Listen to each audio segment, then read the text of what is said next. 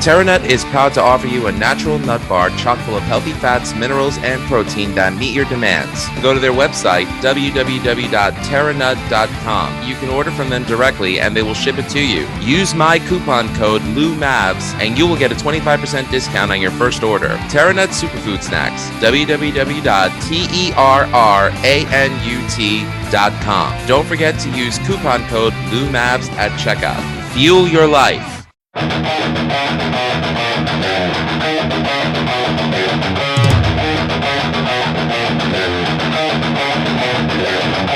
We are ready and waiting for you now. If it's a fight that you deceive, we've acquired our strength through pain. No more are we pathetic again.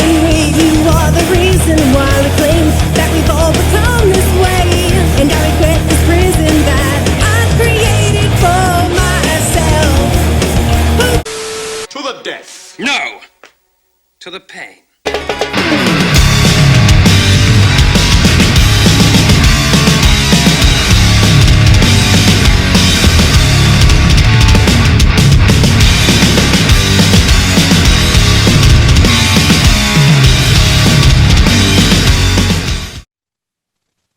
Music is Live Podcast. This is your host, Lou Mabs. Check out everything you need to know about the show over at musicisLivepodcast.com. I am happy to say that today I have 3/5 of the band To The Pain here. And To The Pain are very good friends of mine that I had the pleasure of meeting at Decay and Decadence V, I think it was this year. Yeah, it was supposed to be the 5th one, but we had to knock one out because of COVID. So it's the 4th successful one, yes. Yeah. And if anyone remembers the number, they probably were too sober to remember it. Anyway, so no, but I'm very happy to say that To The Pain are a group from Long Island that I'm proud to call friends. And they have the honor of opening for Metal Allegiance on September 25th at Stereo Garden in Patchogue, New York, which, as anyone knows, is a beautiful venue that I went and recently saw Holy Mother at with Mike Torelli for the Dee Snider record release show. If you want to check out a great metal band, check out To The Pain. They will be one of the opening acts. And I'm proud to say that we have from To The Pain on bass, Mr. Johnny Fila, on guitar, Mr. Steve Shaver, and on guitar, Mr. Sean Smitty, a.k.a. Pantene.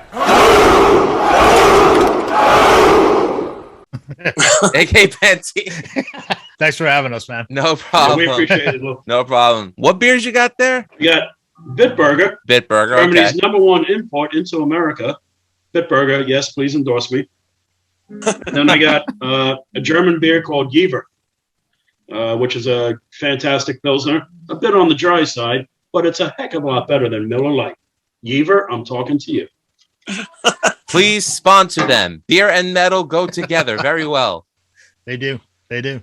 Those are two good ones. You guys have 3 CDs out, all available on iTunes and I assume Spotify. I don't subscribe to Spotify, but I know you're on iTunes. And Rat Sal Review, we do have a radio show that we do through Spotify. But in order to listen to the full show, you have to be a paid Spotify member. Regardless, though, we will definitely play some To The Pain tracks on there. I'd have to say off the new album, which is entitled X, which came out last year and is available, There Will Be Blood. That is a killer track. So I highly recommend that. Thank you. We called the album X because of me and Smitty's obviously affinity for the band Racer X. I couldn't tell. we thought it would be a great, not so inside joke. Well, I'll tell you, if I were to give my opinion on what I would say To The Pain sounds like, I would say you take the best elements of the classic 80s thrash metals, you combine them together, but then on top of that, you kick it up a notch with some sick Halloween style dual guitar riffs. Also throw in some influence from Racer X, and I would even say, Cacophony. You guys are masters at your craft. I love what I heard, and I could say that honestly because, well, I played with all of you. That's true. A lot of fun to play with you as well, man. That was great. That was one of my favorite songs of the entire night. Oh, no doubt. Fast as a Shark was amazing. That was amazing. Thank you. I'd have to say that night, Decay and Decadence, we played the 3 best songs that night. I would say Fast as a Shark, Burn by Deep Purple, and Eagle Fly Free. I mean, we all killed it. And Smitty, awesome. Holy shit, how did you pull that off? You made me want to play it, and I'm trying. I have it so badly that I've actually got video footage of Michael Wycath and Kai Hansen playing it together. I'm like, what are they doing? Took a lot of practice, man. That was that turned out to be much more than I bargained for. I thought that was going to be a quicker learn, but that actually took me a few weeks. Ask Shaver. I kept telling him, I was like, I'm panicking. I don't know this yet. It's a tough song. It all kind of came together right in the last 2 weeks or so. But before that, I was freaking out. You and Johnny Wildchild, Johnny Sursich, who we miss, and we hope he's doing well in Florida. You guys did a killer job that night. So I want a little backstory on To the Pain. Steve, you are the longest serving member, the founding member of To the Pain. Right. So please give me a little background into you. What got you into music and what led you to create To the Pain? To the Pain came about. Johnny, the singer, and I were in a band in the 80s called Distorted Image. That was where the song Silent Horror from our first album came from, the Distorted Image years. And we hadn't played together in a long time. I was in a ton of bands, most notably the band The Martha Fockers that plays all 80s hair band stuff, which totally leads you to want to play thrash metal, obviously. So Johnny and I were out to dinner one night, and I was like, what do you think about just writing some songs? And he goes, all right. He's like, you got anything? And I had written this one song that's on the first album called Burn. And oddly enough, that's what I played at Decay and Decadence. Different song, though. Totally no relation. Right, exactly. Don't sue me, Deep Purple. So we started messing around with that song. I wrote like some BS lyrics, and I was like, I just sent it to him. I was like, what do you think? And then I re-recorded Silent Horror with me playing drums, playing bass, and me playing guitar. And he's like, I think we could rewrite the middle of Silent Horror. So we did. And we started getting on a roll writing songs. And once we wrote the song that's called The Smell of Sulfur, which is like a slow, it's doomy, Black Sabbath. That was when I kind of thought we had something. So once we had about 4 or 5 songs, we kind of thought we should put together a band and see what we could do. It was just originally going to be a recording project. So we got a buddy of ours named Jimmy Klimatas to play drums, our friend Jeremy Lustig to play bass. And it was originally just a 4-piece. It was the 4 of us. We decided that if we were going to play out, we probably should be a 5-piece. So we got my friend Mark Trojanowski, who is the other guitar player in the Martha Fockers. That was the original 5 guys. We recorded our first album, did a bunch of shows. Mark ended up having to leave. He was having problems with his hands, so he left. We got Craig Piano in. Then Jeremy decided he was going to join the Army. So he joined the Army, but we got him to play a little bit on the second album, and he actually has played on every album. We've gotten him at least to play one song on each album. On the new album, he plays bass on the song Control, which is the last song of the album. It's kind of like a little more prog rock than the rest of the album.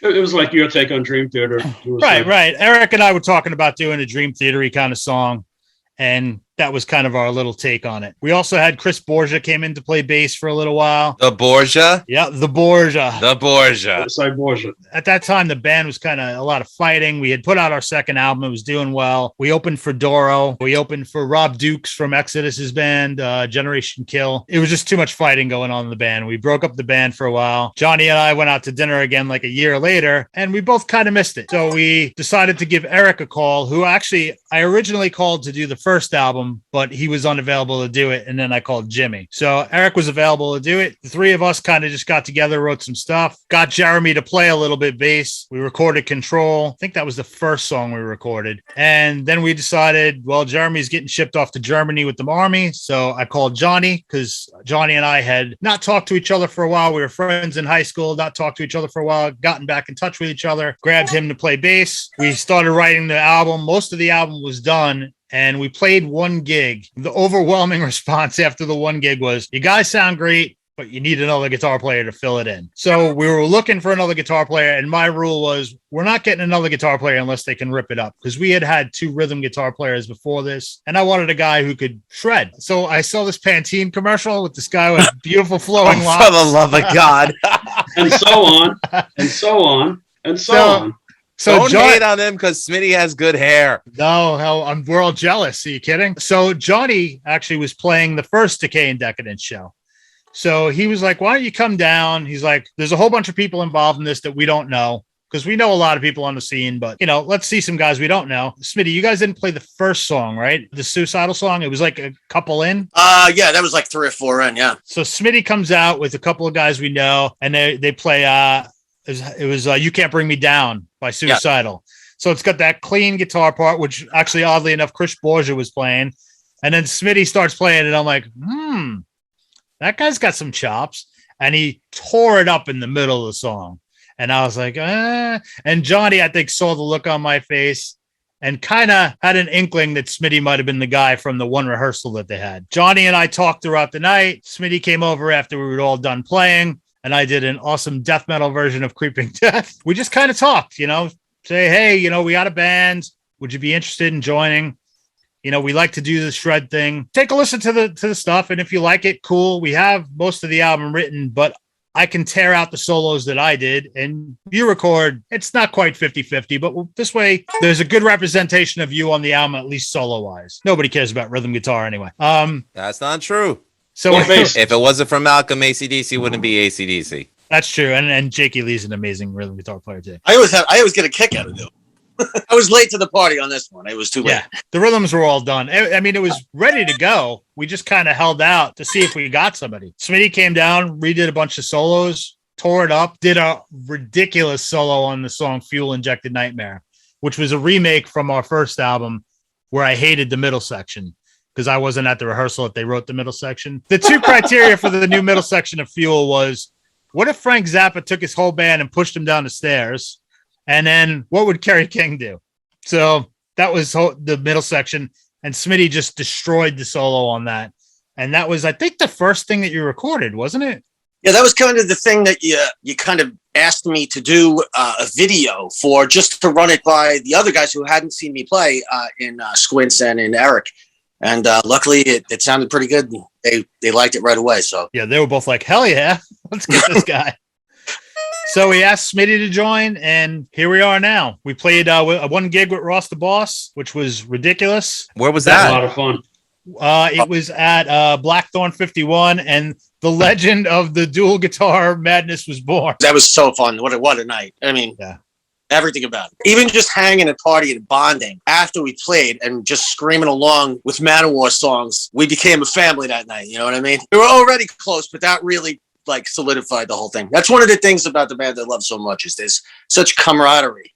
It's a brotherhood. It really is truly good friends that play music together, which is just awesome. More than you could ever ask for. You know what I mean? I could attest to that, and I'm not even in the band. But let me just say this. I keep thinking back to the night that we all played together in different songs throughout the night. Just seeing how genuine you guys were and the talent that was there and the kindness. Here I am, the new guy coming in. Steve is deserving of being the one credited for calling my guitar the Stein Joe. Stein Joe. Which was the Steinberger in a banjo case.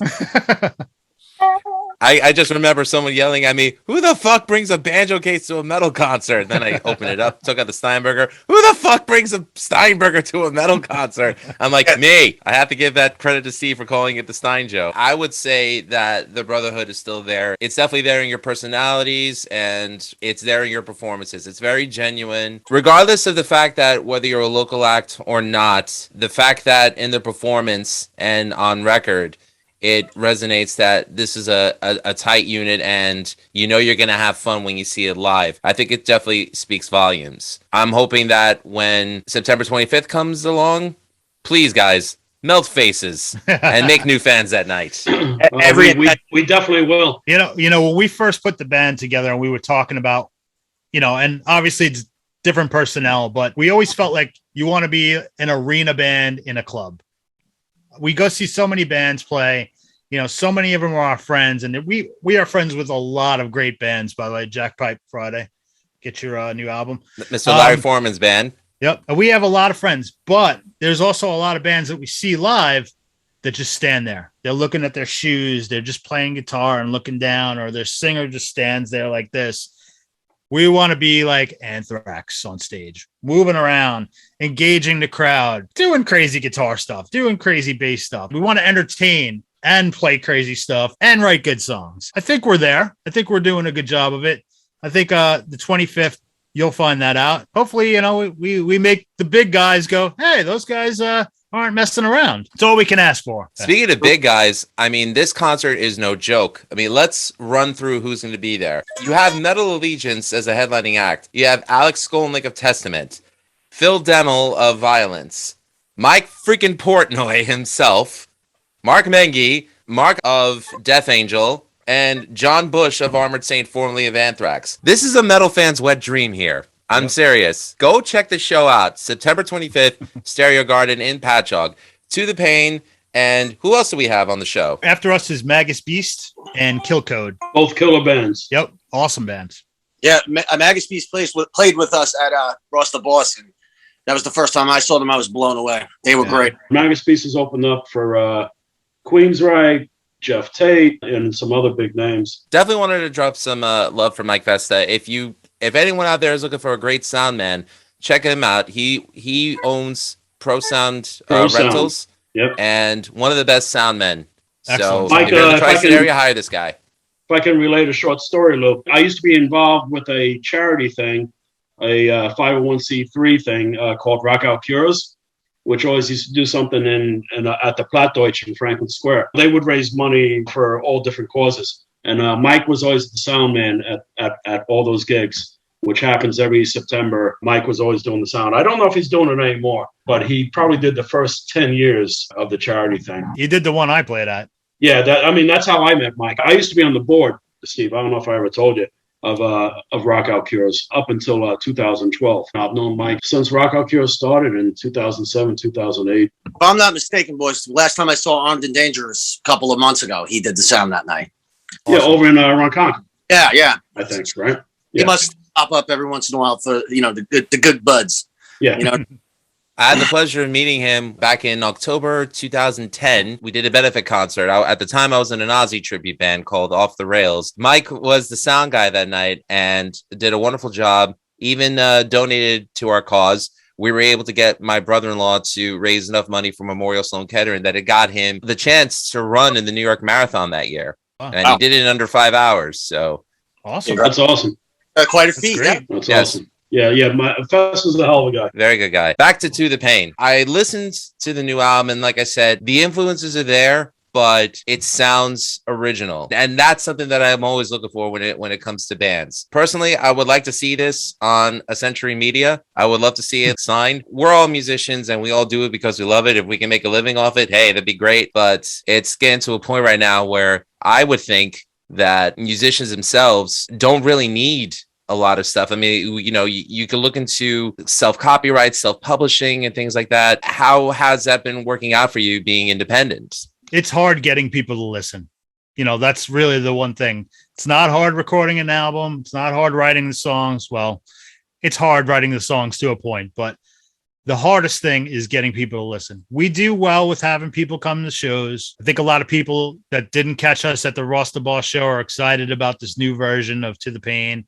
Excited Smitty's in the band. Smitty's got a lot of fans on Facebook because he does his little guitar videos, which are amazing. Gets a lot of eyes on our page, but it's hard for us to get people to listen to our stuff. We don't have 10,000 streams of our songs and making a boatload of money off of streams or getting a ridiculous. We do hurt ourselves in a couple ways. We don't have a music video. We do have a lot of live stuff, especially the Ross the Boss stuff. If not the whole show, 90% of it is on YouTube, and there's some really good quality video of it. How about we change all that? I would like to see if I could direct something for you guys. I do have a video editing background, so I would like to help get it out there. Guys, I'd be happy to sit down with you, talk over treatment, and get it out there. And I want nothing for it.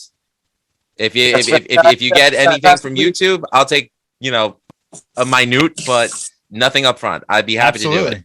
That would be fantastic. We'd be all for it, Lou.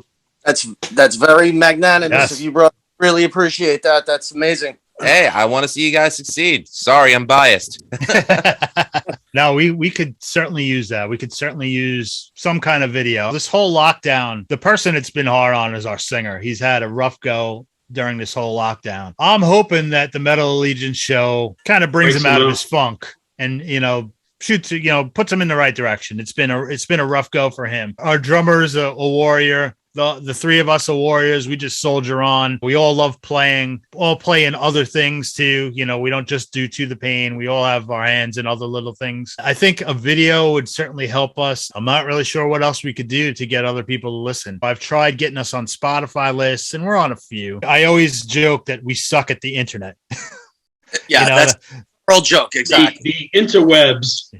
We're good. We're good at playing. We're good at writing songs. We're good at playing live. We suck at the internet. You know what, though, Lou? We had so many really huge opportunities coming up right before it hit. And I don't want to sound like, I'm playing the violin for us. It happened to everybody, but we had 3 major gigs coming up that really would have helped expand, the visibility of this album, the timing. Great point, Sean. It's a great point. Yeah. It came out and then sort of fizzled. A shooting star. Once the gigs stopped happening, it was like, oh God, I completely understand. The pandemic has made it rough for everyone. Unfortunately, it got to a point where I was so disconnected from anything that was going on in music because, well, tours had stopped, gigs had stopped, venues shut down. I think Revolution closing was probably one of the worst things to happen to terrible. Horrible.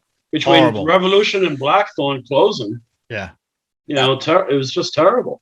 I'm happy for Kevin Castle because he found a new home with Lucky 13 Saloon, I believe. He's doing shows in Brooklyn right now, That's, which is great for Kevin Brooklyn. Scondato.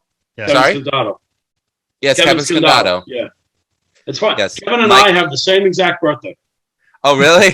June 3rd, 1967. Kevin booked me on a bunch of shows with his brother Mike from Inhuman back in the day. So, Okay.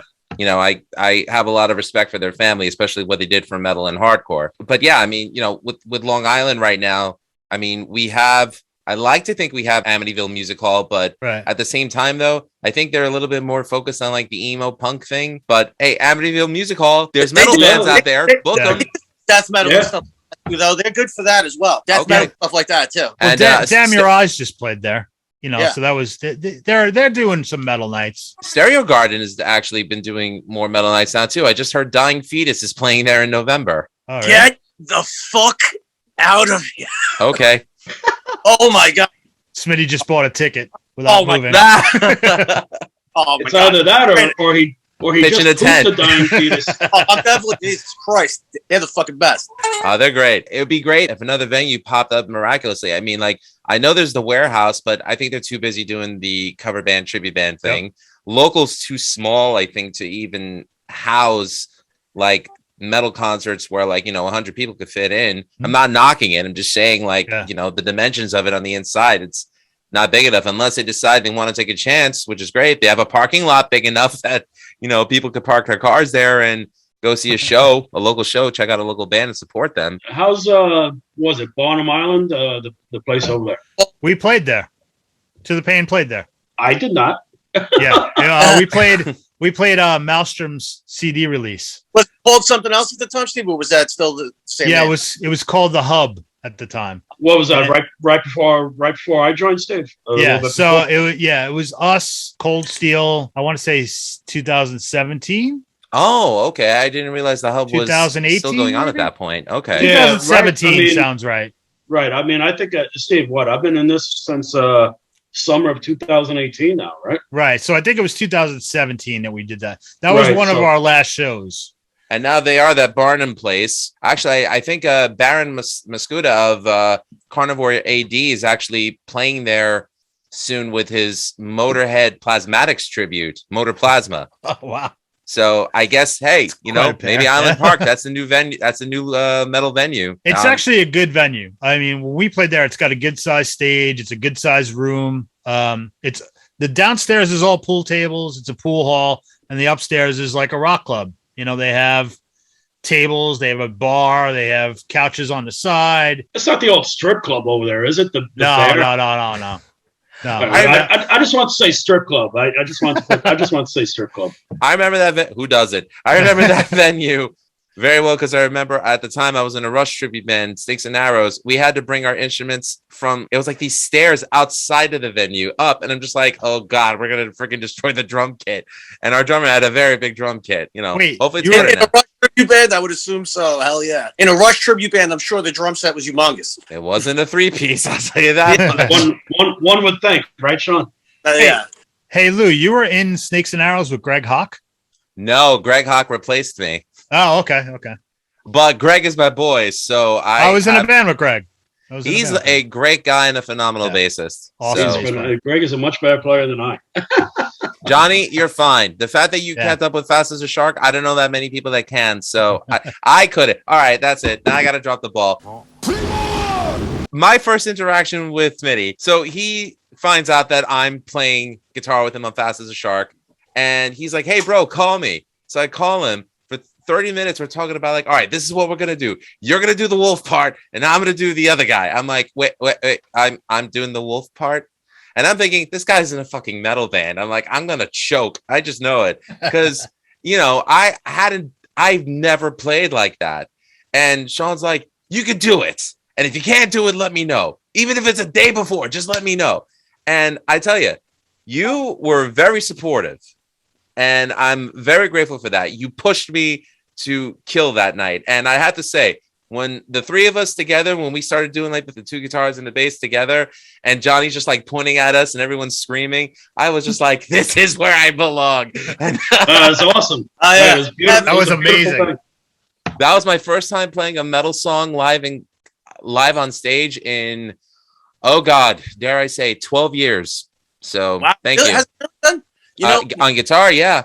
One of the things that I have to admit is I talked to a few people that knew you, people like, Johnny Wildchild, and I said, oh no, he's a great guitar player. You don't have to worry about anything with him. So by the time I talked to you, I had already been told this guy can really play. You don't have to worry about him at all. You know what I mean? So I really didn't think I could. No, Johnny, great, where'd man. You go? You did great. Thank He you. probably Thank needs you. a beer. By the way, Steve, I have to say, so the night that we did rehearsal for Decay and Decadence, I helped out on Burn. Yeah. On bass guitar. Big up to Sean Cox, formerly of Sworn Enemy, who let me borrow his bass for that. I ended up putting your guitar solo for Burn on my TikTok. That got over 853 views and like 12 likes. Wow. So that was awesome. And like I'm listening to it and I'm just like, wow, it would be cool to play bass in a Deep Purple tribute band. That's what I was in with Greg Hawk. We did a Deep Purple tribute band. Very cool. Me, him, and Joey Loads from Maelstrom. We had no keys. We played all the keyboard parts on guitar. Mm-hmm. Joey Loads played all the keys. I did all the Blackmore stuff. Nice. And then Maelstrom actually contacted me about getting them on Music is Live podcast. So you should. Yeah, I'd be happy to. Johnny, what beer do we have now? Thank you for asking, Lou. This next round of conversation is brought to you by Pilsner Urquell, the Czech Republic's one of them oldest beers and the original Pilsner beer that Budweiser and many other companies have copied, including that crap beer, Miller Lite. Thank God he's drinking good beer, not Natty Ice, people. Anyways. That's true. That's true. Have you ever tried shotgunning a Natty Ice? That's an epic hack. Many times. I was in the fraternity in college, man. Johnny, I'd like to ask you, though, who I see you have a really wide array, beautiful assortment of bass guitars back there. Which one would you say is your favorite? Is it that Fender P that's right there? Well, this is a self-build. Steve has his, his Franken build, and I myself have my own Franken build over here. So this is a Warmoth body, I think, if I remember correctly. USA Custom neck from USA Custom Guitars. Then of course, you got to have the mirror pick guard, even if you're not like Phil or not, you want to, if you're going to have a black bass, you got to put a mirror pick guard on it, right? Hey, Phil Lynott got away with it. And then I got my EMG pickups in here that set up in a PJ setup, of course, regular P bass and then jazz. And got my Fender Badass bridge, not from Fender, Badass bridges. And then I'm running an 18-volt preamp through it also. I run a pretty hot signal. I don't know if you notice when I play, but I really don't hit the strings too hard. I hit them just right. I saw that. I was going to compliment you on your technique because it had that nice chunky tone, and it didn't sound like you were going, it didn't sound like you were putting too much pressure. Technique is a little unorthodox. I play for what I think that the song needs, whether it's Lou, I play very unorthodox. I play with one finger typically, and I do a lot of down hit and then up hit with the same finger. Every now and then I'll play with two fingers if I'm going for a straight ahead groove, but sometimes too I'll pick up the pick, if I need to attack more. So it's it depends whatever what the works. song calls for. Exactly, and that came about because I used to be a guitar player.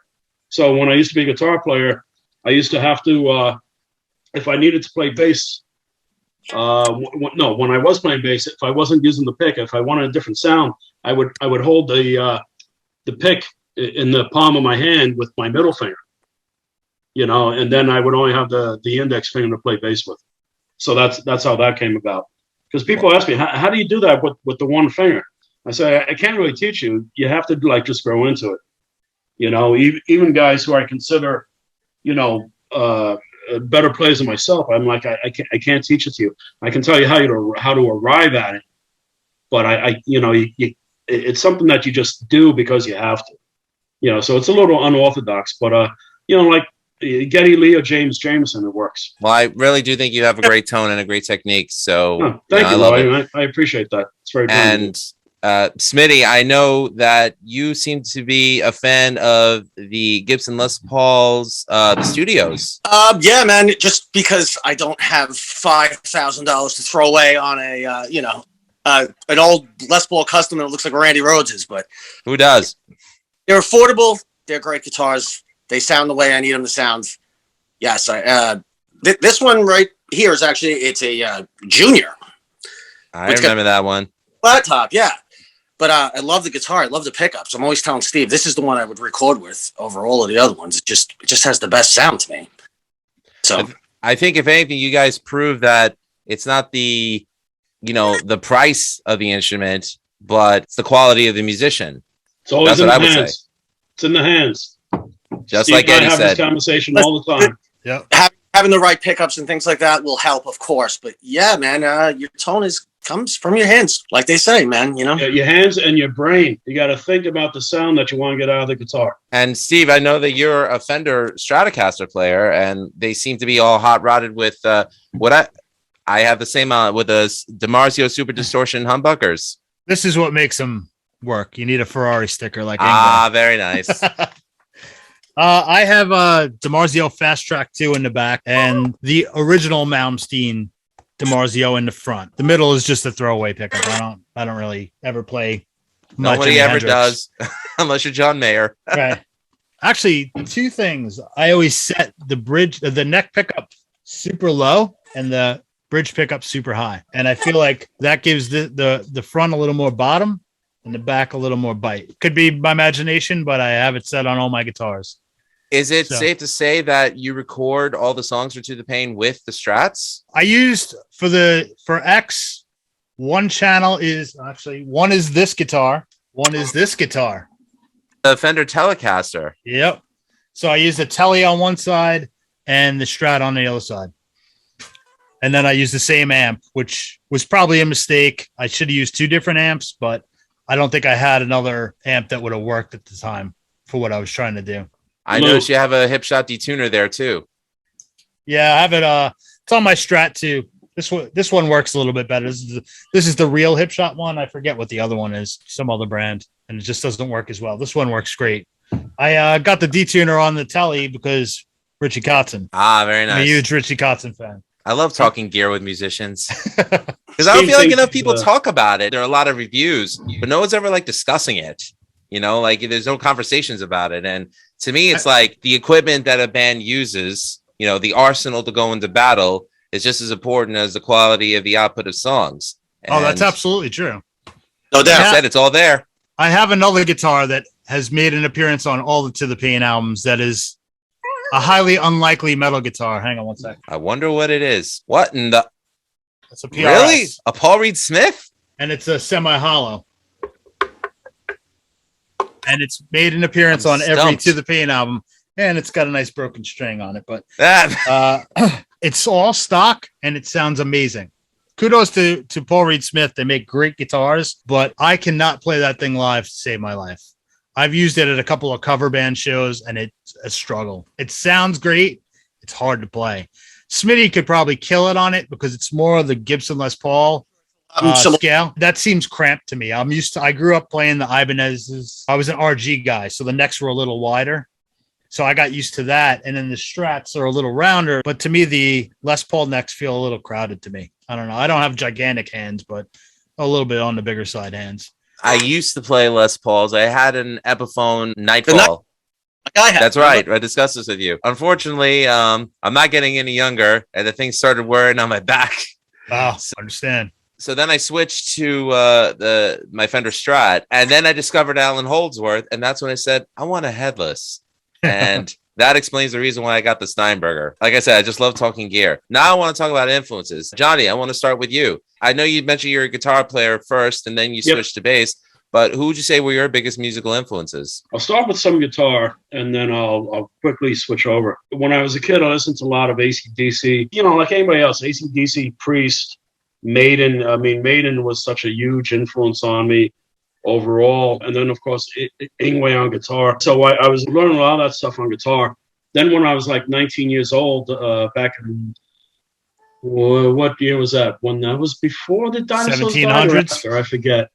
No, it was a little bit after the dinosaurs died. Steve, be nice. It was 1986. I was 19 years old, and I switched over to bass because I discovered that a lot of my friends that I knew needed a bass player. You know, everybody wants to be a shred master. And I'm like, well, you know, I don't seem to shred as good as everybody else. You know. So I said, let me switch over to bass. One of my first basses was a BC Rich Warlock bass. I was into Motley Crue back in the old days. No offense to Motley Crue, of course. You know, great band. They did their thing back then. Yes, we all love the classic Key Stop My Ha.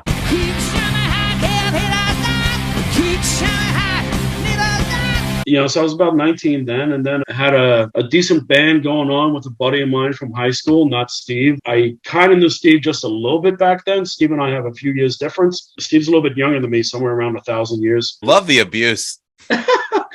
Self-abuse. Doing it all to himself. You know what I mean? Right.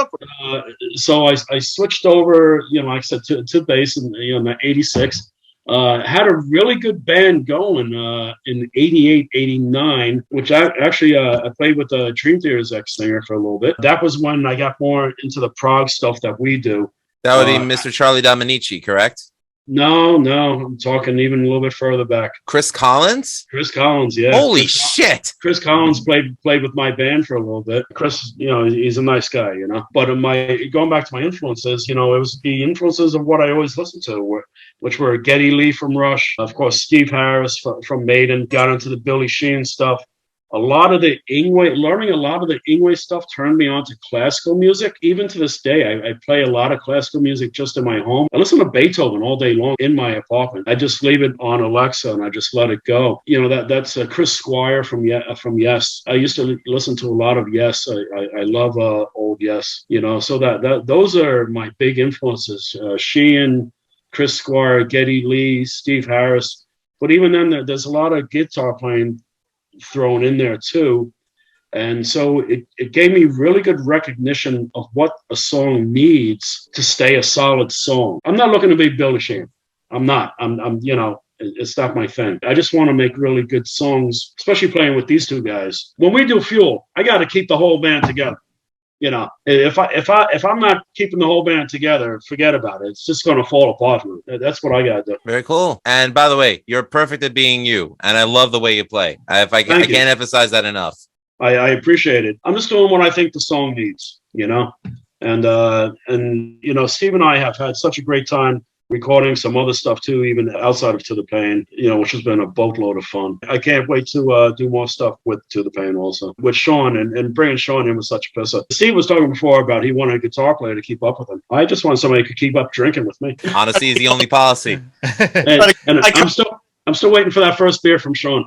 I still really own one, man. We never really got a chance to have that beer. Steve, how about your influences? You mentioned, I see you have an awesome Paul Gilbert poster back there. And Steve Vai. Oh, that's who that is. When I was a kid, I actually bought an Iron Maiden songbook before I heard Iron Maiden. Wow. So I want to say it was the first two albums, and I sat with my guitar teacher and we learned Iron Maiden from the notation. There was no guitar tab, no nothing. So I remember learning the song Iron Maiden and some of the other songs. You hear that, millennials? He learned it the hard way. And then I heard Iron Maiden, and I was like, holy cow. So Iron Maiden was really the first metal band that I loved.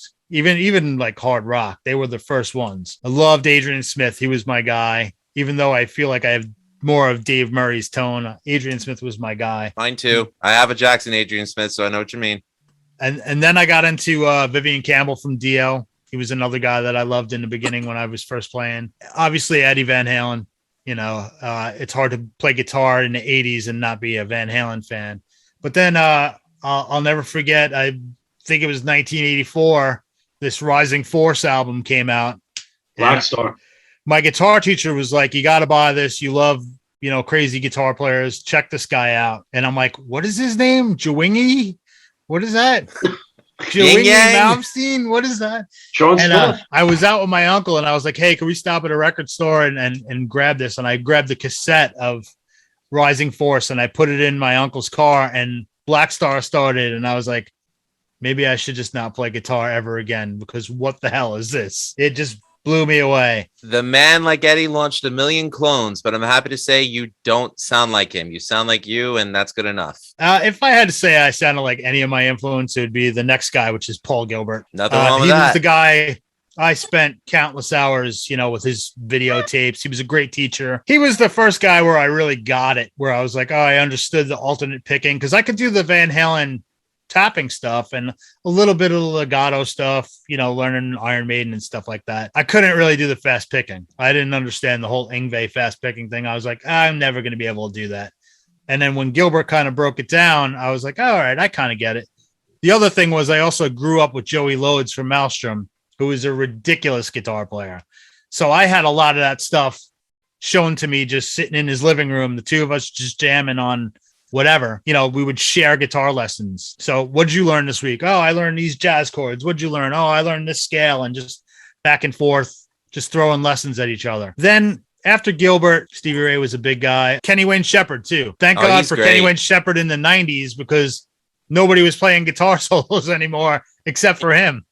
So I got big into Kenny Wayne Shepherd. I loved, his stuff in the 90s. I played it in a bunch of bands. Then around I think 2001, 2002, I had heard Kotzen back in the Shrapnel days. And I remember him doing the craziest, all those guys. Jason Becker was unbelievable.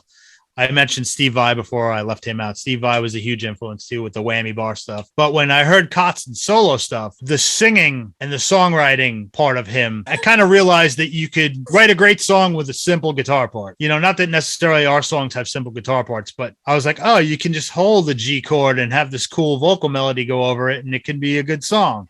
That's what people latch onto is vocal melodies. And that's one thing that we have in To the Pain is we have a melodic singer. He carries the song. As much as me and Smitty and even Eric with the crazy double bass and crazy drumming and Johnny has his moments where he's playing crazy stuff. Johnny Squints carries the band because he's got that melodic vocal style, that Joey Belladonna-ish kind of thing.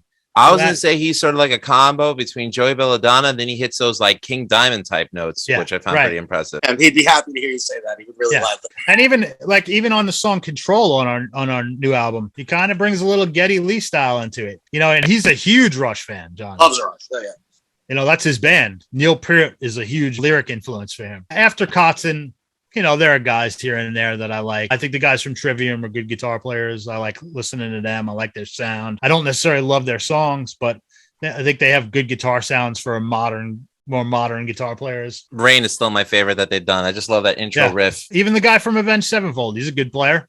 Is he the greatest? He's a good player. I can't believe his dad tours with Jeff Dunham, the ventriloquist. Yeah. Does he really? Yeah. His dad's a good musician. There's some oddball guys that I like. We discussed this actually at the rehearsal for Decay and Decadence. We were talking about Tosin Abasi, and we were talking about the guys from Periphery. I love those guys. I think Misha and Mark. Mark is an awesome guitar player, and what's the other guy? Jake Bowen. That's when we knew right off the bat that we would have a great time doing this with you because we could have stayed there for hours and just kept talking about this stuff that night. Yeah. All had to go, you know what I mean?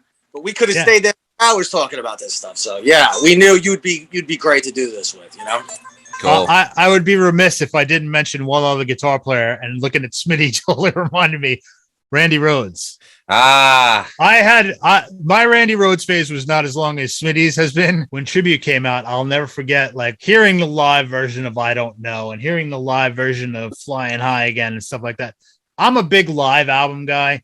Love Live After Death, love Worldwide Live. Even Matthias is an influence too. Tribute was like, holy shit, this guy is a really ridiculous guitar player. And I had heard all the Ozzy stuff, but just live, he took it to another level. I felt like there was a good couple of years there. It was probably right after the Yngwie thing where I kind of needed someone to, hey, bend a note, and Randy gave me that. Great player. Sorry, Smitty. I always hated Randy's tone.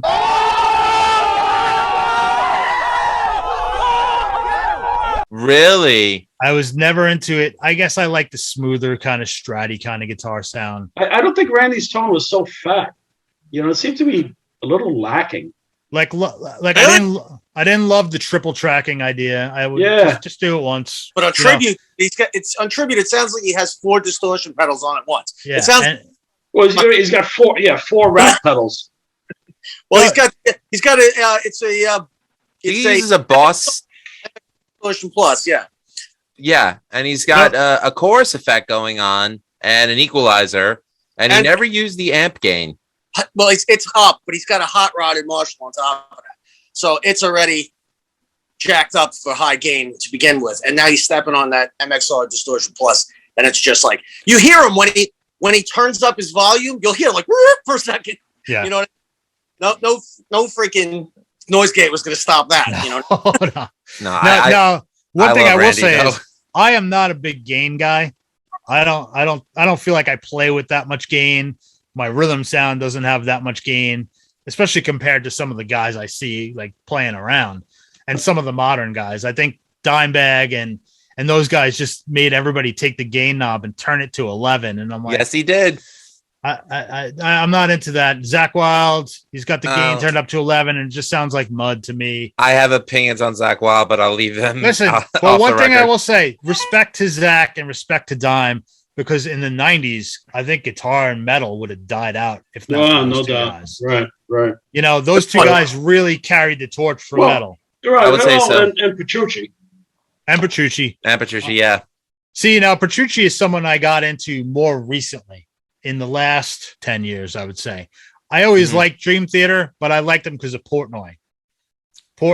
I'm a frustrated drummer, so I love Dave Lombardo and Charlie Bernante and Mike Portnoy and guys like that. I always listen to Dream Theater for the drums. I hate the singer. I think he's terrible. My Young is great. I love Kevin Moore a little bit more than I like Rudis because I think Rudis is a little too over the top sometimes. I have to admit, Images and Words is my favorite Dream Theater album. Yeah. So no doubt. And then they lost me after that. But I think that minus a couple of albums in the middle, Petrucci has been better and better and better and better and better. Like every album just gets better and better. And I love the little snippet that I posted yesterday of their new album. I think it sounds amazing. They finally got someone good to mix it that knows what they're trying to do. Andy Sneap. The drums sound a little Sneapish. He's got his Andy Sneap drum sound, but everything sounds so full and just punches you in the face. And I felt like when Mangini joined, they lost that. I think Portnoy and Petrucci producing together. Are you saying this because he's going to be at the show you're playing at? No. I've met Mike a bunch of times, and he's an awesome guy. One of the girls I work with is good friends with Mike. They went to high school together, and he couldn't have been nicer to me. Always was a nice guy. Oddly, the guy that I really like in Winery Dogs is Richie Kotzen, and he and I don't get along very well. But I respect your objectivity. Yeah. Well, I've just never had a good experience meeting him. I've met him probably like 4 or 5 times, and he just seems a little standoffish, aloof. Yeah. You know what I mean? If he sees this video, he's going to kick your ass. Well, bring it, Kotzen. Let's do it. Death match. Round 1, fight. Throw down. Smitty, how about you? Randy Rhodes. He's the guy who launched it all for me.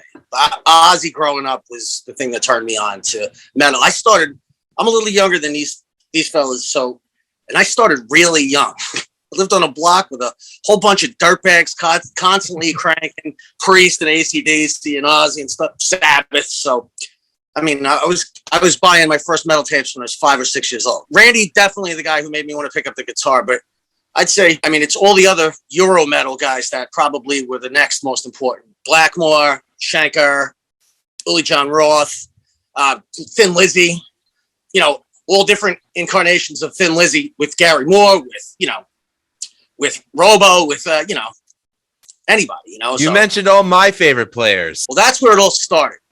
And then I was, like I said, I was a little bit younger than these fellas. So, yeah, I found Maiden and Priest and all of that in the early 80s. But I was a little late to the party on anything. I didn't really figure out anything. I didn't really learn about him until Trilogy. But then I immediately flipped out and worked my way backwards. That was a good one to learn from. All the way to Alcatraz. And obviously, as the boys are always joking, he's probably my biggest influence as far as the way I play. And, you know I do sound like him sometimes. And it's, you know, I'll unabashedly say that's like a great compliment if somebody says that to me. Hell yeah. I'd like to think that I do have my own sound and my own style, you know, because there are so many other people. But yeah, man, I took to the shrapnel thing big time. It's like guys like Vinnie Moore. Vinny, I was just about to ask you about him. Oh, he was probably the second most important guy. Vinnie Moore, Tony Mcalpine. You know, Tony Mcalpine, right. Huge ones for me. So, you know, and then of course Steve I would Eat 'em and Smile and stuff like that. But I always leaned more towards the brooding Euro metal sounding stuff, or, you know, neoclassical stuff, as opposed to the bluesy type of stuff. I loved Van Halen, and he was obviously a huge influence, as he would be to any guitar player who wants to learn how to play cool licks that make people's jaws drop. You know what I mean? Once I started to develop my own style, I definitely leaned more towards the Randy-ish Baroque sounding stuff as opposed to the bluesy sounding stuff. You know what I mean? Basically those guys. But as far as bands, it's all the same guys, all the same things they said. Scorps, Sabbath, you know, Priest is probably my second favorite band ever. Maiden's obviously huge. All of those guys. Michael Schenker, you know, all of them. You and I would probably have a lot in common when it comes to that stuff. We definitely do, and I think that's part of the reason why Fast as a Shark worked as well as it did, because, you know, we were just there was a simpatico there. How could I not say Halloween? You know, huge ones also. No doubt. And I mean, and Lou, to be really honest with you, I mean, that's the influence, but I really, like, my tastes have really progressed into much heavier stuff over the years. Like anybody else, I did the sort of evolution into thrash, but I got into death metal and black metal and doom metal. So, I mean, if you ask me what I listen to on a regular day, I'm probably listening to something like that more than I am listening to the stuff that I grew up on. Like, I'm probably listening to Deicide before I'm listening to Yngwie Malmsteen. But Yngwie is ingrained forever, you know what I mean? So it's always going to sound like that. Right. Now I hear what you're saying. Yngwie, right. Yngwie is such a huge influence on all of us. Oh, yeah. I mean, even from my perspective of a bass player, I've always liked classical music. So for Yngwie to come out and do what he did, from that first album on, was amazing to me. I would have to agree with that. I mean, his progression from Alcatraz to even Parabellum, it's just like, you can't out Yngwie. Smitty, I would agree with you when I say that, as you get older, your taste progress. I mean, like, I could find myself listening to Sabbath one day, but then the next day I'll want to listen to Waking the Cadaver, and then the next day I'll listen to Halloween. So it's. Yep. I was listening to, you know what I love doing, Lou, that you would probably find interesting is I love compiling playlists. I'm always on the internet for playlists from this magazine, Revolver or Decibel or whatever, and compiling these playlists of the 10 best hardcore albums or the 10 best this. I just love listening to it and comparing and contrasting what I thought versus what. It's a great way to not only have all the great music condensed in one spot to listen to when you want to, yeah, but they'll turn me on to a whole bunch of stuff that I didn't know also. So it's always a bit of discovery there also, where they'll give me two oddballs I never heard before, and I'm like, holy hell, these albums rip. How did I never hear these? So yeah, man, I love doing that. It's like one of my hobbies. Well, again, I emphasize that as much as I know I hear the influence in your music, it sounds original, and I love what you guys are doing. I'm beyond excited for the fact that you guys have the opportunity to open up the Metal Legion show at Stereo Garden on September 25th. In anticipation for this, and we got to wrap this up soon, but there's a couple more things I wanted to ask. I wanted you guys to drop where people can find out about you, and if there's any website where they could buy merch, or can they buy merch directly from you guys at the show on September 25th? As far as the merch question goes, yes, we do have a link a website on Big Cartel where you can get it. We'll get you the information for that. To the pain.bigcartel.com. Perfect. That simple. But yes, we will have a table set up and we'll be selling merch at the show as well. So it's up to you, however you would like to get it. Come down and say hi to us. We'd be happy to meet you, say hi, sign anything for you. We'll have CDs. We'll have lots of cool stuff for you. Yeah, I think our intention after we play is to hang out by the merch table for a while. If someone wants us to sign something, because our autographs go for big money on eBay, we'll be happy to sign anything. When we're buying something. Yeah. Well, to me, X still sounds fresh. I know it came out last year, but now I think this is a great opportunity for you guys to really get out there and promote it. And at the same time, though, I'm excited about the possibility of new music coming from To The Pain. I think we're probably going to play a few shows on X before we really sit down to write. Smitty's a writing machine. He's always coming up with riffs and he's cataloging them. I have a few riffs that I've written. After we do a bunch of shows, we'll probably see a lull, either because things get shut down again. That's probably our biggest fear right now, Lou. You also get the middle of the winter, like February and March. People don't want to go outside. So we'll sit down and see what we got and hopefully put some songs together, throw them back at Johnny Squints, see what he's got vocally. I know he's been writing a ton of lyrics. So I don't know when we'll start recording something. We're going to see after Metal Allegiance how everything goes. We do have one gig after that, and then we'll see where everything's going. Maybe we'll get offered some other cool gigs too.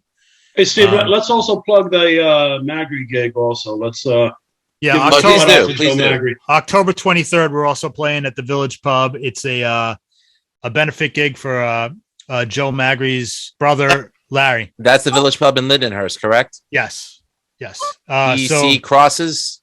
Yeah, TC Kross's place. Okay. Yeah, so anybody wants to come hang out with me and see me drink Bitburger or Yeager or Pilsner or Kel. Smitty, what'd you say? I'm doing double duty that night, Lou. Yeah, right. I'm playing with Magri in our new project that's called My Haunted Past. So I'll be playing with To The Pain and with My Haunted Past. Very cool. Village Pub, yeah. Smitty promises 2 bands, triple the notes.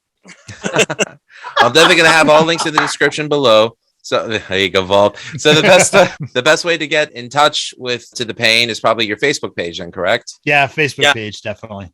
And you're on Instagram. Or Instagram. We're on Instagram too. If you're a really good looking woman, just call me directly. All right. Well, I want to jump on that Big Cartel side and pick up a shirt because I love the design. And, I didn't give you a shirt. And I want to start promoting it on my show in Ratsaw Review. And after we wrap up this interview, well, not immediately, we'll discuss it. But yes, I definitely want to help shoot a video for you guys so you can get it out there. We appreciate it very much. Yeah. Johnny, Steve, Smitty, I can't thank you guys enough for being on the podcast with me. You guys are not just an awesome band, but you're awesome people. And I'm excited that you guys had this opportunity to play September 25th, Stereo Garden, Patchogue, New York, opening for Metal Allegiance with MAGUS, Beast, and KILLCODE. Right. I can't plug this any more than I already have. And I just wish you guys all the best. Thank you. Thank you. Thank you. So great being on here. We appreciate you having us on. No problem. I appreciate it. And I'm sure we'll have an offline discussion of more gear and more definitely. We always do during the work days. We're always like texting each other. Hey, what do you think of this gear? Thanks, guys. Thanks for checking out the Music is Life podcast. Check out more about the show over at musicisLifepodcast.com. Also check out our parent network, ratsowreview.com. Check out some of the other podcasts on the show, including Beyond Bushido. And remember, we still have a GoFundMe going on for Eric Adams' mom. We are 25% of the way there. So thank you to everybody who's donated. Also, check out some of the other podcasts, including Old Man Metal's Musings. Check out The Right Opinion with Harrison Bergeron. Check out Suck My Balls, the South Park podcast. That always gets a reaction. That's awesome. Just come by, drop some love. We're on Instagram. We're on Facebook. We're on TikTok. Check out the sites. And again, thank you to everybody who's been subscribing. We've been putting out a lot of content.